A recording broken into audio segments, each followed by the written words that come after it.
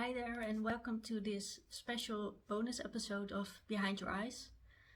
In the month of May, I specifically wanted to pay some attention to Asian women and mental health. It being Asian Heritage Month and Mental Health Awareness Month, I thought it would be the perfect time to let Asian women speak their truth. So that is why this month I'm publishing several episodes with a focus on Asian women speaking up about mental health. So I hope you enjoyed this episode.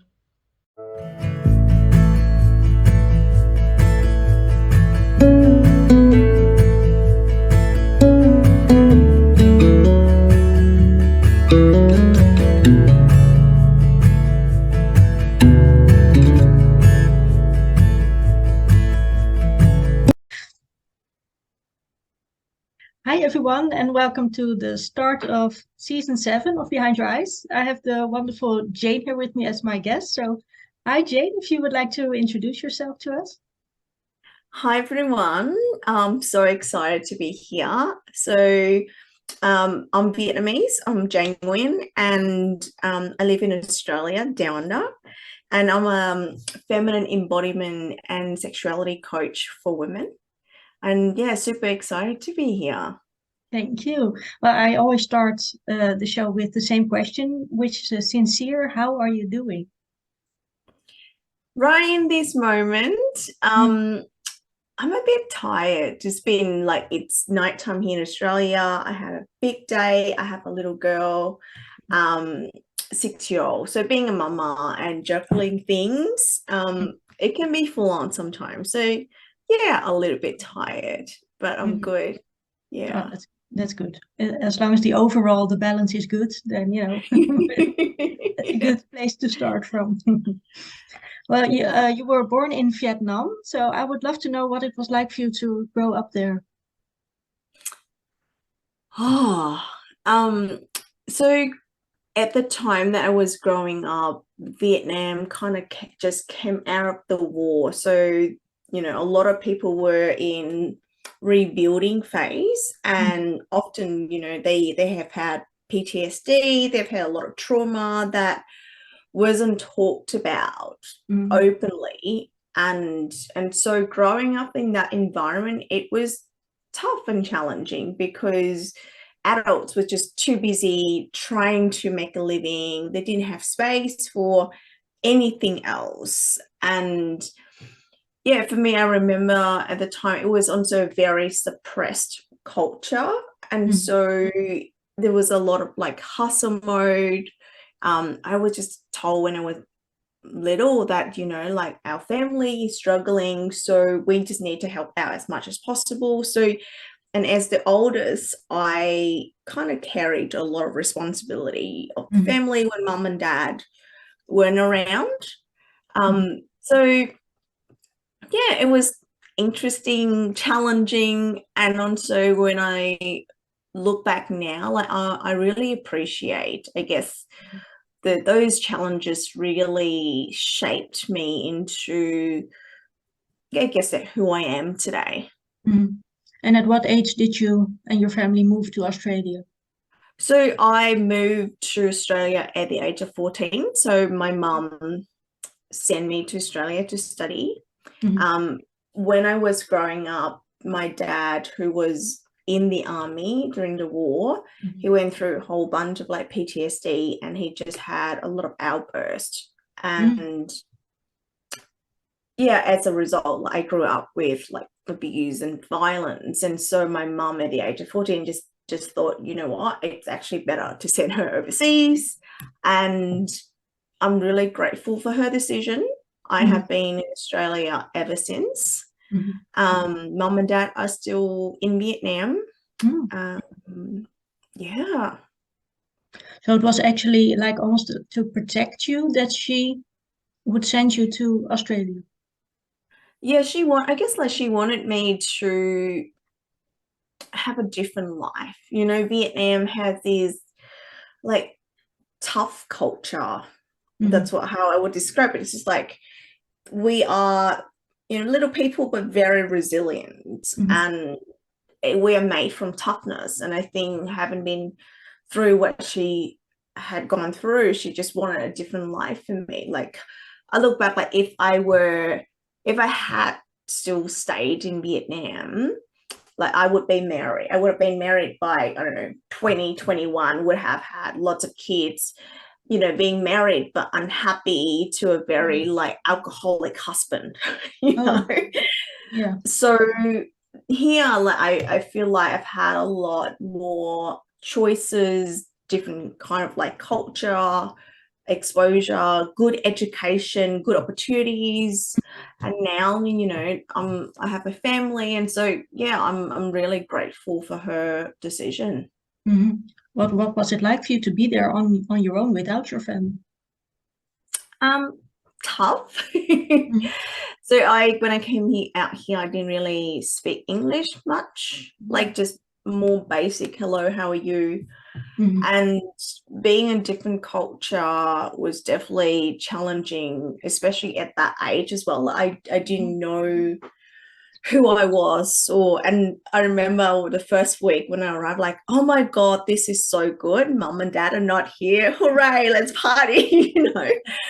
And then quickly I realized the reality. And yeah, I would say the first couple of years were really tough, just to trying to adapt to a new culture, and at the same time, you know, study for year 12 and go to university. So that all that sort of thing kind of happened at the same time. And at the time, I got into a relationship that ended up being 6 years, and the boy, my ex at the time, was quite abusive as well. So all the things. Yeah, but like I said, you know, all these things just really make me resilient, and it really have shaped me into, yeah, who I am. And you mentioned you had an ex that was abusive, and I don't know if this is the right question to ask, but do you think that you almost like attracted that type of boyfriend because you were used to abuse? Yeah, definitely. Yeah. I mean, now, you know, I work with women, and one of the things that I shared a lot is that it was like our imprint when we grew up. We have a certain imprint when it comes to relationship, when it comes to family and culture, and that was our normal. You know, that's what we know. And so it's not a surprise where we somehow unconsciously attract abusive partner, because that's just what's familiar. And research has shown that a lot of women who got out of domestic violence or abusive relationships end up attracting, you know, second or third partner who are also abusive. So that's a common thread there. Yeah. And when or at what age did you break that almost like family pattern? So at the age of 21, um, I don't know, there was one morning I just looked into the mirror and I just saw myself. I just saw, I don't know, almost like a soulless kind of like person. It's like there was just nothing else inside. I was just feeling like life was just drained out of me, and I just could not believe it. I just could not look in the mirror, and I just burst into tears, and I cried and cried and cried. And I just I just said to myself, I just gotta go. I just gotta go. And so I quickly packed my bags and I left, and I never looked back Wow. since.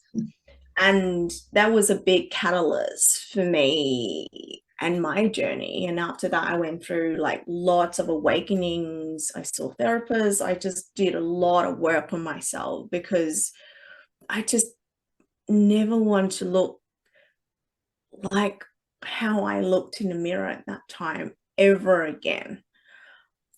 And yeah, now, you know, having family and having my daughter, I'm like, I'm so glad, because you know, we as women, we carry our trauma, our wounds in our body, and we pass on, you know, yeah, like ancestral trauma that we carry. And for me, coming from Vietnam and have had like lots of war, like I could feel in my body how much that really affects how I showed up in the world as a woman. And that's why I was like, no more. And I dived in head first. And yeah, I spent a lot of years in therapies, did a lot of like spiritual work, seminars, workshops. Yeah.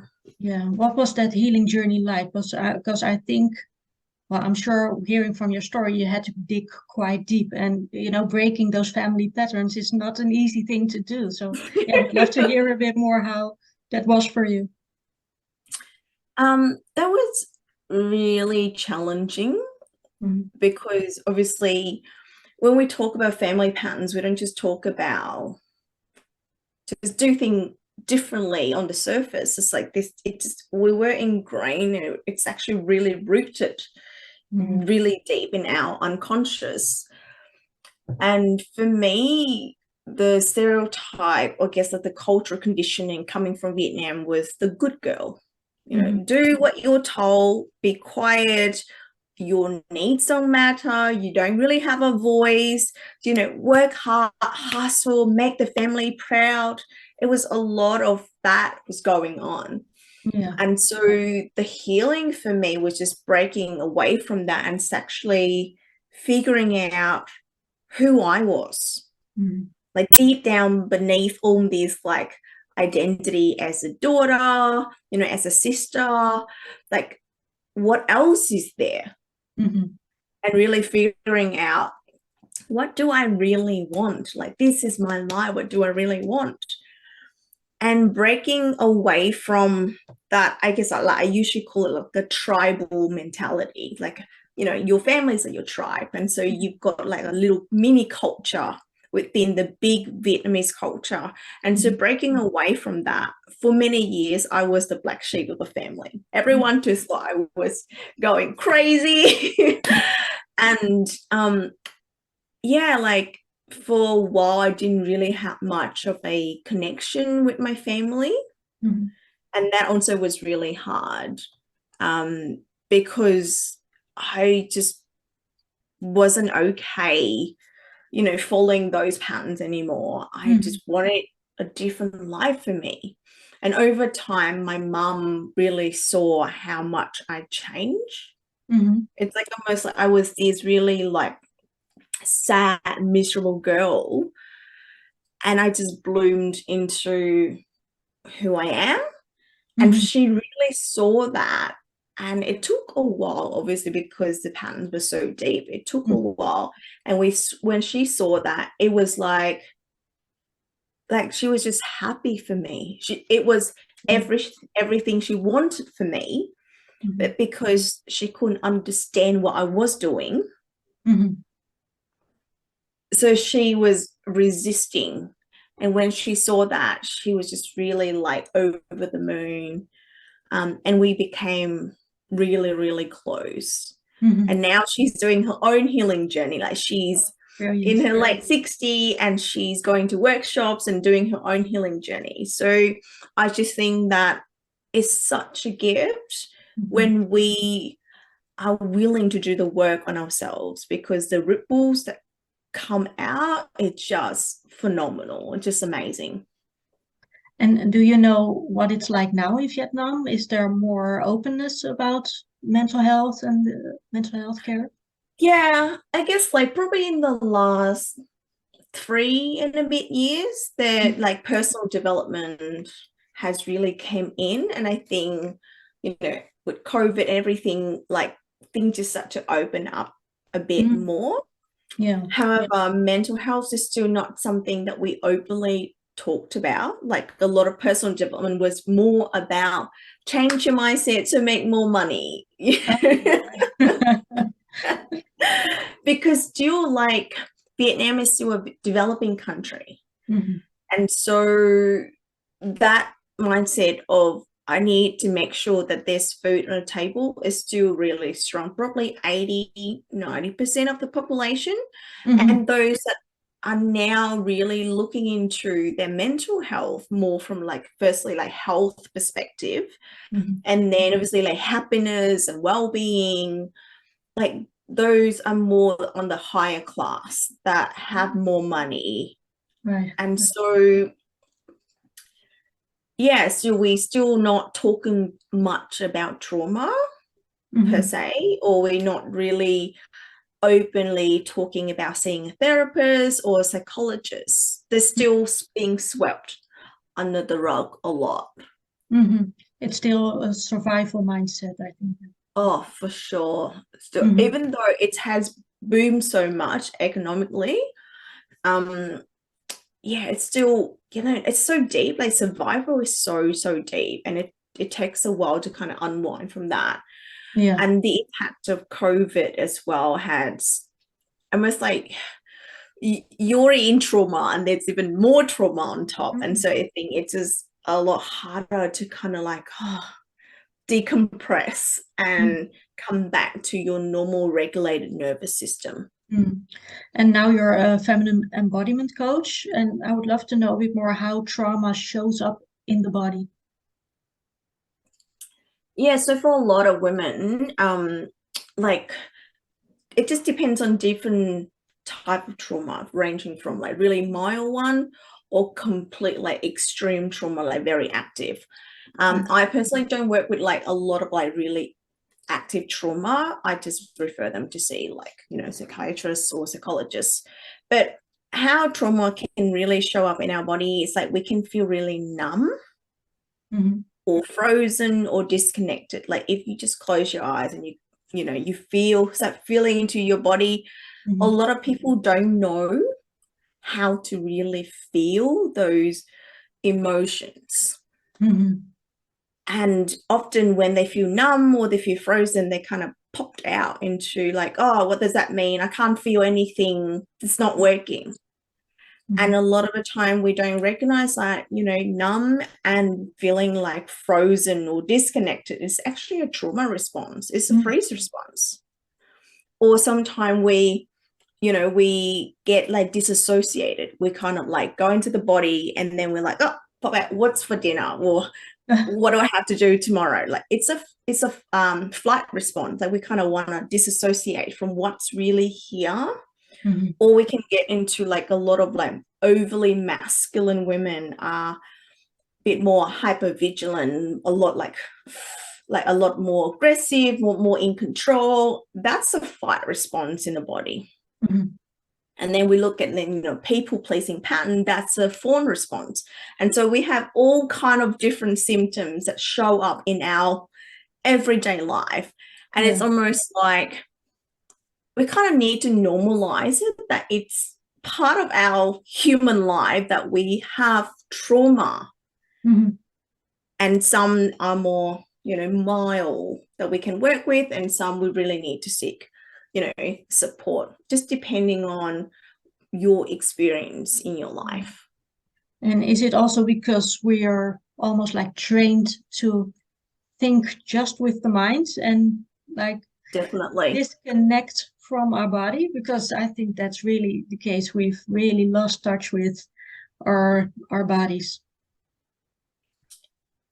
I do believe that we live in a society that operate from neck up. Yeah, just it's like we just walk around it's like with we're this voguing, but flash, trying to control our life over here.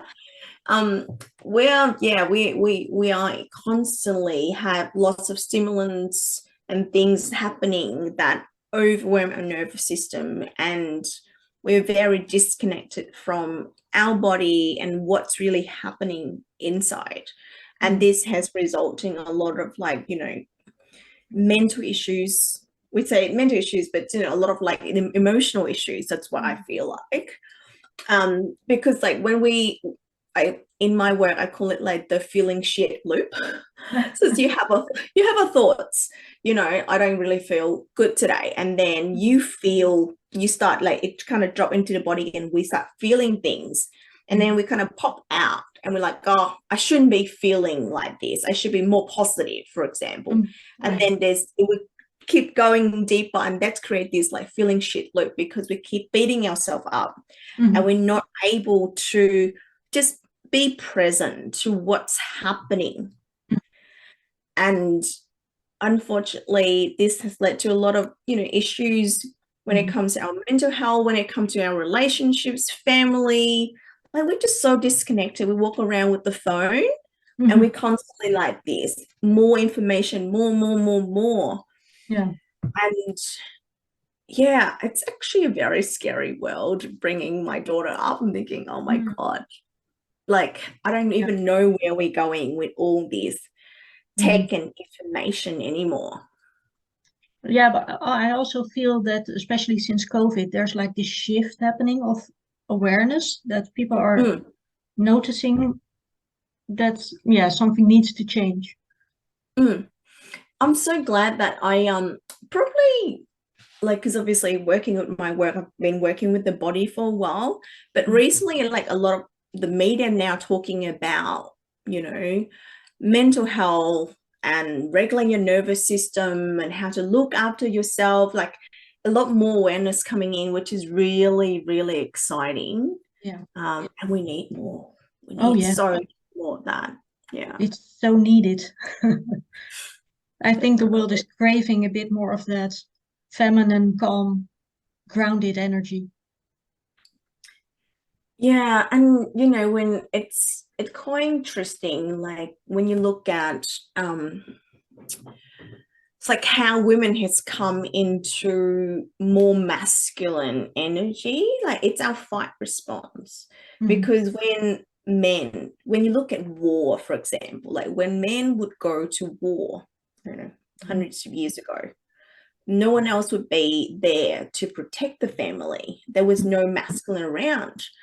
And so it wasn't safe for us, collectively, to just always be in our feminine. And so we kind of had to step into the masculine role to function, to make sure that the tribe is safe and that we have food. Right. And so that has been like also a deep pattern for women. And then when you start going to, the revolution of women stepping more into corporate and claiming their power and equal pay and all of this, like it starts these waves of women claiming power. But something that I guess we haven't really explored is how healthy it is for us to be in masculine power. Not saying that masculine is bad, but like to what extent are we compromising our health, our happiness in the pursuit of like success? And something that I share a lot in my work is that we in our female bodies we are never meant to function like a man. We just don't have the level of hormones and testosterone to function like go like a man. We have cycles, we have our period.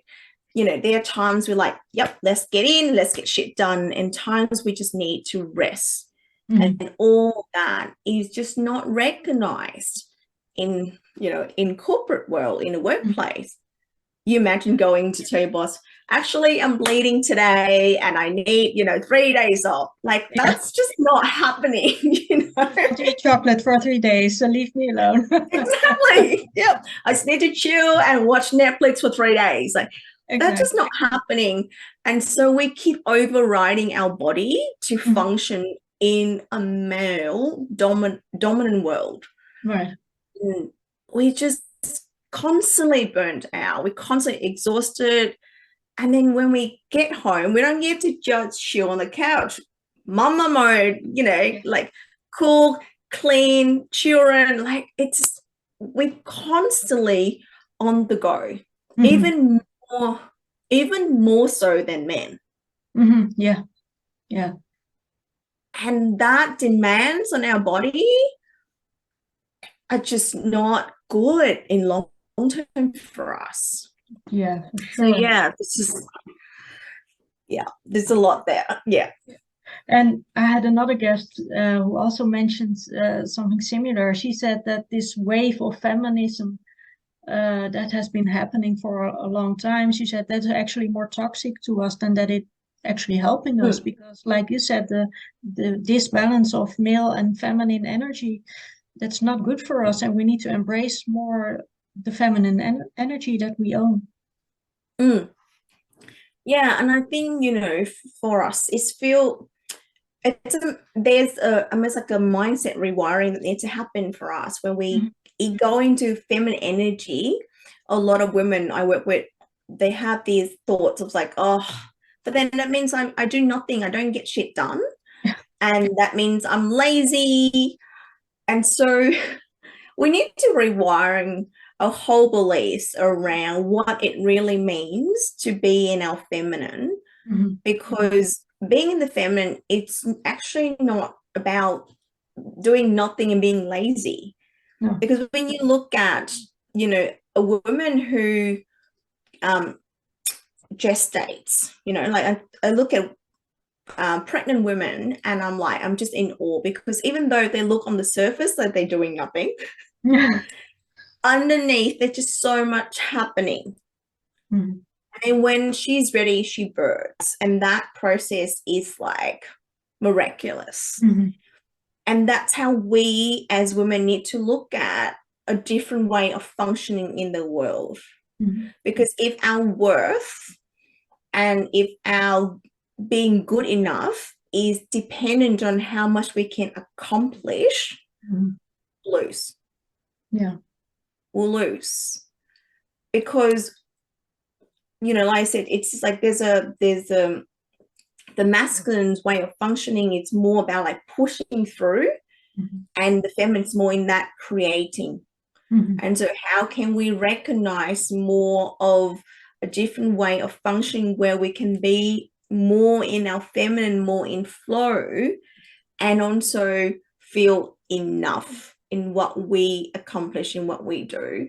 And also, I do hope that, I don't know, in 5 years' time, maybe, that society has recognized, how women should work. And maybe they introduce like, every month you get 3 days to just, if you bleed, you have those 3 days and you get paid. And, and it needs to be a change in the workplace for women. Yeah, because what you mentioned really struck a nerve with me, because I still have the tendency to value myself more when I've worked hard. So that's still in there. It's shifting, but it of course it can only shift when you're actually aware of that mindset. Yeah, so yeah, I'd always start with awareness. Then you can heal and move on. Yes. It's a deep conditioning. So much of again, it's based on, our survival. Even in Western world, we have gone through war. And so that survival mentality, you got to work hard, grind, make it work. It's like scraping by, and that's just not how we're meant to work in these modern days anymore. Because working hard doesn't mean that it doesn't guarantee anything anymore. Yeah, it can guarantee a burnout, but yes, for sure. Yeah, and so it's just a lot of rewiring. And for me as well, sometimes I fall into that. I'm like, oh, I thought I'm like, done and solved, and here I am again. I say to my clients, it's like, be graceful in this period where there's a process of like, you remember and you be aware of like, oh, I know this now. And then you kind of go and do your life and you forget. And so this process of like remembering and forgetting, and we just rinse and repeat. But throughout that, like as much as we can, to be compassionate to ourselves, be graceful, because we're just all learning here, And when did you find out that your passion was to make your message? Well, I guess a lot of my deep healing journey has really related to my abuse and trauma. And so I guess I'm really looking at that. I thought there need to be some higher purpose for why I'm experiencing this. And it kind of stumbled on me when throughout my healing journey, like a lot of people kind of come and talk to me, and then I kind of share with them like, oh, this is what I see. This is kind of like, you know, what you should do. And it's coming from like just a genuine place of like, I do see things differently, you know. And then someone just said, oh, have you thought about being like a coach or an advisor or something? And I'm like, oh, I never thought about that. And at the time I was still in corporate. And I kind of opened that door a little bit and like, oh, this is interesting. And after I went to Tony Robbins, I just decided, yep, I'm going to follow this path. And so ever since I opened that door, I never looked back. And here I am. Yeah. Oh, Tony Robbins was also the reason why I became a coach. So that quote was from him. Make your mess your message. I love him. I said to my husband, like, when my daughter is old enough, she can go and do the firewalk and call, you know, Tony Uncle Tony, because like we've been through so many Tony Robbins, and yeah, I'm just really grateful for someone like him to be willing to risk, you know, like, and really expose himself and share his soul message with the world. Yeah. And what is the best advice you were ever given? The best advice that I have been given or I have given? Either is fine. Whatever you want to share. Where's the best one I've been given? Well, the best advice I would give to someone is that change starts now. Don't wait till tomorrow. Just it can happen now. And it was like, for me, I remember one of my mentors said, change starts with you, because you are the change that you seek in the world. And that has stuck with me until this very day. And it's something I continue to talk to my clients, because especially working with the feminine as well, like we can try to sit there and then, you know, we can blame the world, we can judge society, we can project our stuff to our partner. We want everyone to fix our problems, but nothing get fixed, because ultimately the responsibility is within us, and we have to be willing to kind of step up the game and take responsibility and be the change that we seek. Not do the change, be the change. And so a lot of the inner work, a lot of things that need to kind of unravel need to happen from the inside. And from there, you know, we change the world. We, through our lens, through the way that we talk, through the way that we relate, that we change the world through our being. And don't wait for perfect circumstances to start your healing, because there's no such thing. Little. Doesn't matter. Start today, start little. Just even one tiny thing, because every brick builds the kingdom. And so start with one little brick, one thing today. Start messy, start imperfect, but start. Yes, definitely. Well, my final question is also always the same, and that is, when are you at your happiest? When am I happiest? Oh, that's a hard one, actually, because I feel it's hard to define when I'm happiest, because I feel like generally I'm really happy and I tend to soak life in a lot more. So I'm like, little things make me happy. Like, you know, the sun shining in my skin makes me really happy, especially being in Queensland. Little things can make me happy. Then I guess like my happiest moment would be when I gave birth to my daughter. That was an amazing experience, initiation. And it's not just about giving birth to her. I feel like I birthed myself into the world. And I have never been the same since. And the reason why it's happy is because it was just those moments of like, you know, because when women go into labor, traditionally it'll be like a life and death situation, right? And so in our body, we carry that. And so in that, there's an initiation of life and death that happened. And when we come out the other side, it's just we like a reborn person. And yeah, and just seeing, you know, all the people that I really love there for me and held my daughter in my arms. Yeah,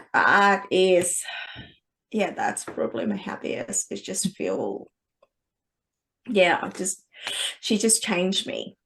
She's the reason why I'm here today and why I continue to show up in the world. And yeah, I just want to make the world a better place for her. And I want to be the leading example for her and let her know that she can be ambitious and wild and crazy. Just go chase after your dream because your mama has done it. Ah, brilliant. You're her guiding light. Or she's your guiding light. Can be both. She's my teacher, actually. Yeah. Yeah. Well, thank you so much, Jane. It was a joy to talk to you. Oh, I'm so glad. It's been really such a great pleasure, like being here and sharing my story with you. Yeah. Thank you.